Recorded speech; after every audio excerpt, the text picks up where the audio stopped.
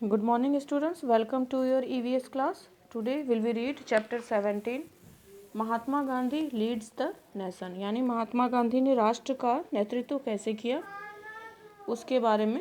After completing this chapter we will be able to know about. Chapter complete करने के बाद हम लोग किस चीज़ के बारे में जानेंगे. The role of Mohandas Karamchand Gandhi in the struggle for freedom of India. Bharat की स्वतंत्रता के संघर्ष में मोहनदास करमचंद गांधी की क्या भूमिका है. एंड द रॉलेट एक्ट 1919, 1919 ईस्वी में रॉलेट एक्ट पास हुआ था, उसके बारे में. नॉन कोऑपरेशन मूवमेंट, असहयोग आंदोलन के बारे में. The Simon commission and Simon commission के बारे में. सिविल डिसोबीडियंस मूवमेंट, सविनय अवज्ञा आंदोलन यानी कि बात ना मानने वाला आंदोलन के बारे में. एंड क्विट इंडिया मूवमेंट यानी भारत छोड़ो आंदोलन के बारे में. Okay. The story of our struggle for freedom is incomplete without discussing the contribution of Mohandas Karamchand Gandhi. अगर हम मोहनदास करमचंद गांधी की भूमिका के बारे में नहीं जानेंगे तो हम आज़ादी के संघर्ष के बारे में जो हमारी जानकारी है, जो हमारी स्टोरी है, वो अधूरी रह जाएगी. He became one of the most respectful political leaders of the time as he adopted the path of non-violence and helped to free the Indians from British rule.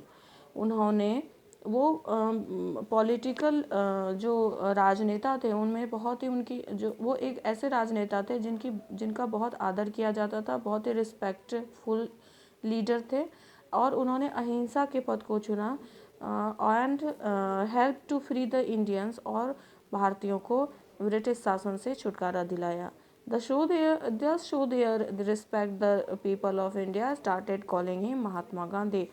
और लोग उन्हें आदर से क्या पुकारने लग गए, Mahatma Gandhi.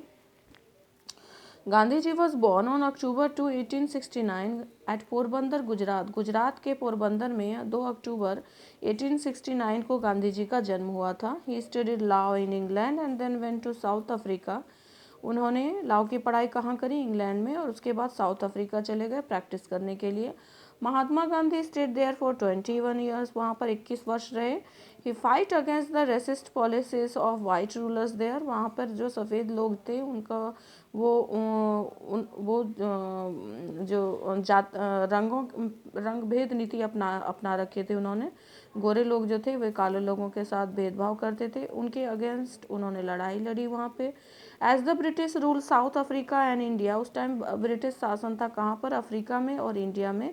And there were ill treated at that time. और उस टाइम वहाँ पर बहुत ही इंडियंस उस समय इस साउथ अफ्रीका के लोगों के साथ और इंडिया में इंडियंस के साथ बहुत ही भेदभाव किया जाता था, बहुत ही इल ट्रीटेड यानी बुरा व्यवहार किया जाता था. On returning to India in 1915, जब 1915 में इंडिया लौटे, Gandhi ji become an important part of Indian National Congress. उस टाइम वो इंडियन नेशनल कांग्रेस के बहुत इम्पॉर्टेंट पार्ट बन चुके थे. He was shocked to see the poor state of Indian under British rule.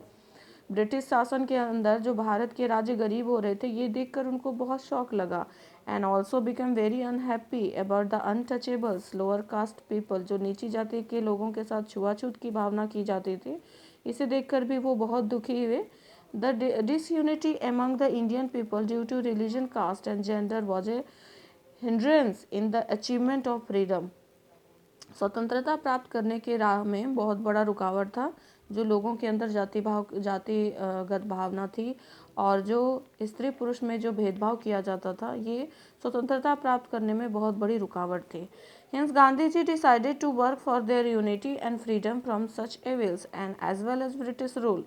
So Gandhi ji ने ये डिसाइड किया कि भारत के अंदर जो बुराई है उनसे भी लड़ी जाएगी, उनसे भी भारतीयों को छुटकारा दिलाया जाएगा और साथ ही ब्रिटिश शासन से भी छुटकारा दिलाया जाएगा. He started working both on service as well as political fronts. वो सर्विस भी करते रहे. He started working both on service में भी एंड पॉलिटिकल फ्रंट्स, और राजनेता भी बने रहे. He gave the name Harijans to untouchables, जो अछूत जात थी उनको क्या नाम दिया उन्होंने? Harijan. He started Satyagraha in India too, और सत्याग्रह भी शुरू किया। एज अकॉर्डिंग टू हिम, उनके अनुसार, it was the most important weapon against the British rule, ये ब्रिटिश शासन को ख़त्म करने के ब्रिटिश शासन के विरुद्ध बहुत ही महत्वपूर्ण हथियार का काम कर रहा था। Gandhi ji is simplicity, kindfulness and commitment to the causes attracted the Indian masses who followed his philosophy. Gandhi ji के अंदर जो सादगी थी, उनमें जो दया की भावना थी, उनमें जो कमिटमेंट थी, यानी काम को करने की दृढ़ निश्चय था उनमें, ये लोगों को बहुत अट्रैक्ट किया और बहुत सारे लोग जो हैं उनके इस फिलॉसफी के बहुत फिलॉसफी को माना और उनके अनुयायी बन गए। Okay class, read this page carefully and rest of chapter we will discuss in our next video. Okay, bye class, take care.